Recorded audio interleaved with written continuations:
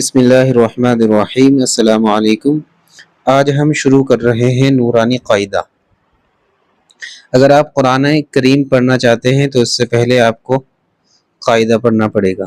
خیرکم من تعلم القرآن وعلمہ، تم میں سب سے بہترین شخص وہ ہے جو قرآن کو سیکھتا ہے اور اس کو سکھاتا ہے۔ تو سب سے پہلے ہم شروع کرتے ہیں لیسن نمبر 1 یعنی تختی نمبر 1، مفردات۔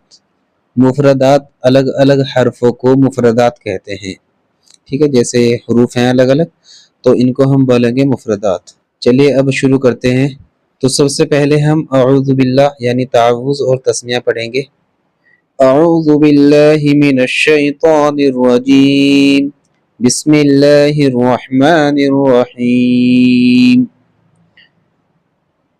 حروف تہجی پڑھنے سے پہلے ایک چھوٹی سی دعا لکھی ہوئی ہے، اس کو بھی پڑھ لیجئے۔ رب یسر ولا تعسر وتمم بالخیر وبک نستعین یا فتاح رب زدنی علما۔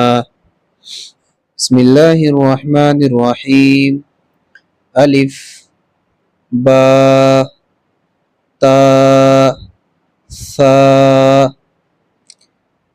عربک میں سب سے مین رول ہوتا ہے حروف کی ادائیگی، ٹھیک ہے۔ قرآن کریم پڑھنے کے لیے حروف، حرکات اور صحیح پڑھنے کے قواعد، یہ 3 چیزوں کی ضرورت پڑتی ہے۔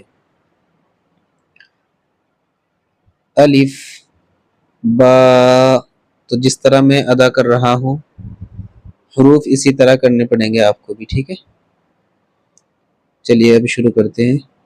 الف با تا ثا جیم حا خا دال ذال را زا سین شین صاد ضاد طا ظا عین غین فا قاف کاف لام میم نون واو ہا حمزہ یا۔